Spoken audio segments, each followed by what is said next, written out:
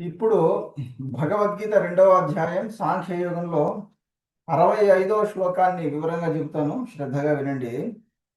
ఇక్కడ శ్రీకృష్ణుడు ఏమని చెప్తున్నాడంటే, ప్రసాదే సర్వదుఃఖానాం హానిరస్యోపజాయతే ప్రసన్న చేతసు హ్యాశు బుద్ధి పర్యవతిష్టతి.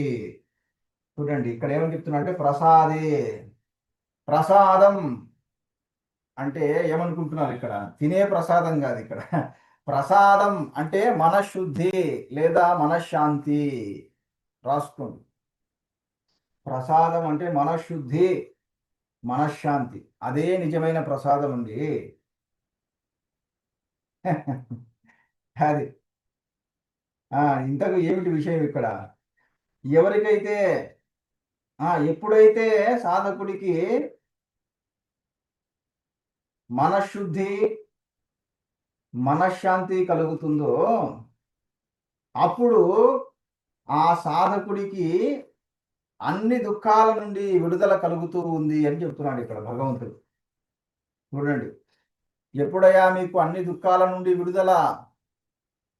మీ మనస్సు శుద్ధి కావాలి, మీ మనస్సు శాంతిని పొందాలి, పరమ శాంతిని పొందాలి.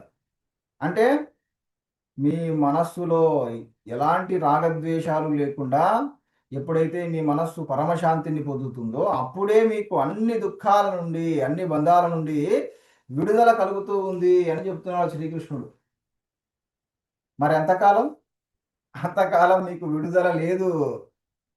ఎంతకాలం అయితే మీ మనస్సు శాంతించదో, ఎంతకాలం అయితే మీలో రాగద్వేషాలు ఉంటూ ఉంటాయో అంతకాలము మీకు ఈ చావు పుట్టుకల నుండి విడుదల లేదు.